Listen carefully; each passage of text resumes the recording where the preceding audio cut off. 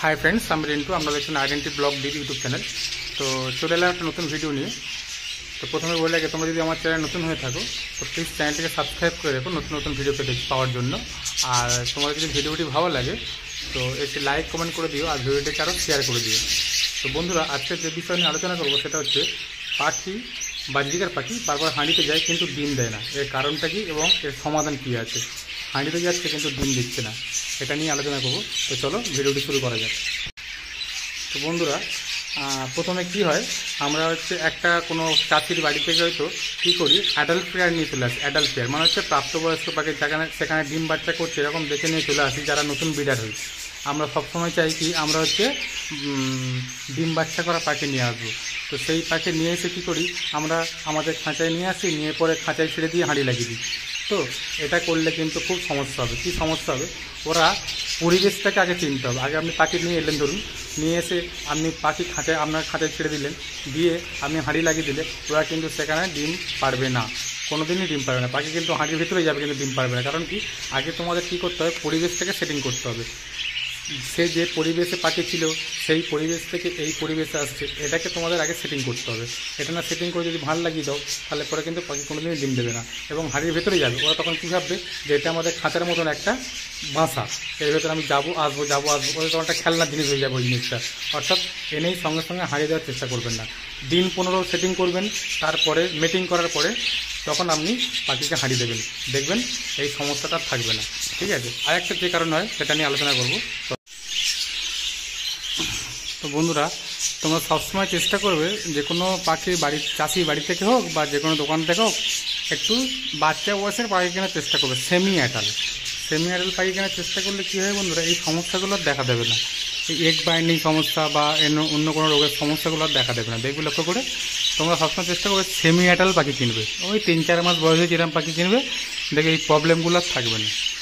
ঠিক আছে, সাধারণত কী হয়, তোমরা এই প্রাপ্তবয়স্ক পাখি নিয়ে চলে আসলে এই সমস্যাটা বেশি দেখা দেয়। এই এগ বাইন্ডিং সমস্যা, ঠিকঠাক মিটিং না করার সমস্যা, এইসব সমস্যাগুলো বিশেষ করে দেখা দেয়।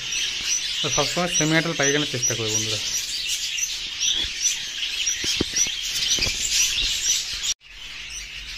তো ফ্রেন্ডস, পাখি যে কারণে বারবার হাঁড়িতে যায় ডিম দেয় না, তার একটা বড় কারণ হলো পাখির এগ বাইন্ডিং। তো এগ বাইন্ডিংটা কী, মানে পিছনে ডিম আটকে যায়। পাখির পিছনে যখন ডিম আটকে যায় তখন কিন্তু পাখিটা ডিম পাড়তে পারে না, উল্টে পাখিটা আস্তে আস্তে ঝিমিয়ে থাকতে থাকতে পাখিটি মারা যেতে পারে।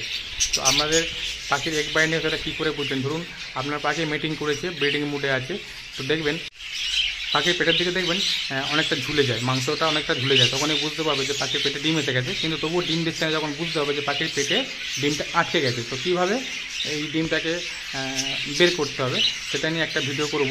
পরের নেক্সট ভিডিও দেখাবো আপনাদের যে পাখির পেটে ডিম আটকে গেলে কীভাবে সেটাকে রিমুভ করা যায়, সেটা নিয়েও পরের ভিডিও কথা বলবো। তো এটা সবচেয়ে বড় কারণ। তো এগ বাইন্ডিংটা হয় কেন সেটা নিয়ে কথা বলি। এগ বাইন্ডিংটি হয় এই কারণে, তোমরা যদি পাখিকে ঠিকঠাক ক্যালসিয়াম কোর্স না করাতে পারো বন্ধু, তখনই কিন্তু এই এগ বাইন্ডিং প্রবলেমটা আসে, ডিম আটকে যাওয়া। এই প্রবলেমটা খুব দেখা দেয়। ক্যালসিয়াম কোর্স তোমাদের করাতেই হবে। ধরুন তোমরা হয়তো ভাবছো, অনেক ইউটিউবাররা বলে থাকে, তোমরা হয়তো ভাবছো যে ক্যালসিয়াম কোর্স আমি প্রাকৃতিকভাবে করবো, মানে খাবার দিয়ে ভেজ দিচ্ছেন, ডিম ভাত দিচ্ছেন, ভাবছেন ক্যালসিয়াম কোর্স হয়ে যাচ্ছে, কিন্তু নয়। অনেক সময় কী হয়, ডিম ভাত দিলেও তাকে কিন্তু ক্যালসিয়াম কোর্স পূর্ণ হয় না। সেক্ষেত্রে তোমাদেরকে কিন্তু মেডিসিন ইউজ করতে হয়। তো কী মেডিসিন দেবে ক্যালসিয়াম কোর্স হিসেবে সেটাও তোমাদের বলে দেবো, এবং কদিন দিতে হয়, কত পরিমাণ দিতে হয় সেটাও পরের ভিডিও বলে দেবো। সেটা নিয়ে আলোচনা করবো নেক্সট ভিডিওতে। তো আর একটা যেটা কারণ থাকে, পাখি বারবার হাঁড়িতে যায় কিন্তু ডিম দেয় না, তার আর একটা যে কারণ থাকে সেটা হচ্ছে, পাখি তোমরা কী করো বন্ধুরা, যে কোনো পাখির ব্যবসার বাড়ি থেকে পাখি নিয়ে এলে বা যে কোনো দোকান থেকে কিনে নিয়ে এলে, নিয়ে এসে তোমরা খাঁচায় ছেড়ে দিলে।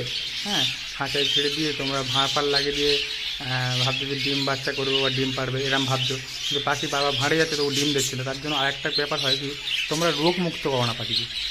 তোমরা যে পরিবেশ থেকে পাখি নিয়ে আসো, তোমরা কী করে জানবে যে সেই পরিবেশে কী কী রোগ ছিল তার পাখিটা, তোমাদের জানতে হবে এটা। তো এটা কীভাবে নির্মূল করবে, এর জন্য বন্ধুরা একটা ওষুধ বলে দিচ্ছি। তোমরা পাখিকে নিয়ে এসে প্রথমে কিন্তু সেই ওষুধটি আগে প্রোভাইড করবে, তাহলে পরে দেখবে পাখির এই সমস্যাগুলো থাকবে না। কী ওষুধ? সেফা নামক ওষুধটি। একটা মেডিসিন দোকানে গিয়ে, যে কোনো পাখির ওষুধ দোকানে গিয়ে বলবেন যে সেফা মেডিসিন দিন। সেফা নামক মেডিসিনটি এনেই প্রথমে পাখিটিকে হাফ কাপ জলে 4 ফোঁটা দিয়ে দেবে, দিয়ে আগে ওটাকে প্রথমে ওটা শুরুতে কিন্তু ওই মেডিসিনটা আগে দিতে হবে, তাহলে পরে দেখবে ওই একটা ওষুধে পাখির অনেক সমস্যার সমাধান হয়ে যাবে। পাখির অনেক রোগ থাকলে ওই একটা ওষুধেই কাজ হয়ে যাবে, পাখি একদম ক্লিয়ার হয়ে যাবে, নতুন পাখি হয়ে যাবে তোমাদের, ঠিক আছে, ওই ওষুধটা মারলে।